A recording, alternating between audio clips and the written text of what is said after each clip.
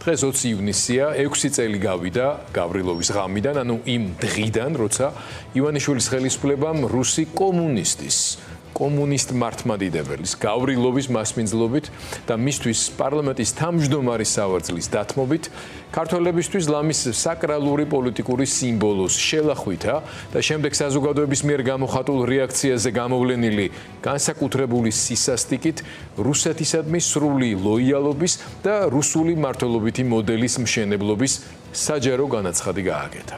გავრილოვის ხტომათა დარბაზში გამოჩენა ჯერ საპარლამენტო ოპოზიციის მწვავე პროტესტი მოყვა. პარალელურად კი ხალხმა რუსთაველზე შეკრება დაიწყო. ივანიშვილის რეჟიმმა 20 ივნისის საპროტესტო აქცია სასტიკად დაარბია, მომიტინგეების, მათ შორის ჟურნალისტების წინააღმდეგ გამოიყენეს ცრემლსადენი გაზი, რეზინის ტყვიები და ცხოველებისთვის განკუთვნილი ეგრეთ წოდებული დათვის ტყვიები, რომლის შედეგები ბევრმა მომიტინგემ, მათ შორის ფორმულას ჟურნალისტებმა და ოპერატორებმა, ჩვენი სხვა კოლეგა ტელევიზიების წარმომადგენლებმაც საკუთარ თავზე და სხეულზე გამოცადეს. ამ ოპერაციის შესახებ ბევრ კითხვაზე პასუხი დღემდე გაუცემელია. შინაგან საქმეთა მაშინდელ მინისტრს გიორგი გახარიას, რომელიც მოგვიანებით ივანიშვილმა პრემიერად დააწინაურა, ახლა კი დაჭერას უპირებს, ამ დრომდე არ უთქვამს, ვინ გასცა ანტისაოკუპაციო აქციის ასე სასტიკად დარბევის ბრძანება. სათანადოდ არ დაჟილა არც ერთი სპეცრაზმელი, ვინც ხალხს დამიზნებით ესროდა და მათ შორის ჟურნალისტებს და ვისი დანაშაულის შედეგად მომიტინგეების ნაწილის ცხოვრება სამუდამოდ შეიცვალა.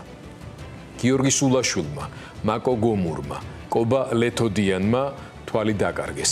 ბევრმა ჯანმრთელობის მძიმე დაზიანება მიიღო, თუმცა ივანიშვილის სასამართლოს, რომელიც ახლა ათობით აქტივისტს თუ ჟურნალისტს ერთმანეთის მიყოლებით გამოგონილი ბრალდებებით ასამართლებს, რიგ შემთხვევაში ერთის ხტომაც კი არ ჩაუნიშნავთ დაზარალებულების უფლებების დასაცავად, რაც კიდევ ერთხელ ცხადად გვიჩვენებს, რომ გავრილოვი მხოლოდ პირველი საჯარო ვიზუალური განაცხადი იყო, რომელსაც თანმიმდევრულად მოყვა კომუნისტ მართლმადიდებელი გავრილოვის მსგავსი იდეოლოგიური სიმახინჯის რეპრესიული რეჟიმის ჩამოყალიბება, რომლის საბოლოო შედეგიც ქვეყნის სრული დესუვერენიზაცია, დასავლური პარტნიორებისგან ჩამოშორება, დემოგრაფიული სტრუქტურის ცვლა და რუსეთის გავლენის ქვეშ მოქცეული ერთი მუჭა ფუფუნებაში მცხოვრი ადამიანების ჯგუფის მიერ ქართული სახელმწიფოს ნარჩენებზე პარაზიტირება. ამიტომაც ხალხი მაშინაც, ანუ ზუსტად 6 წლის წინ და ახლაც, აგერ უკვე 200 დღეა უწყვეტად ქუჩაშია და ვიდრე საქართველოს გავრილოვის და ნარიშკინის მარიონეტებისაგან არ გათავისუფლდება, გაჩერებას არავინ აპირებს.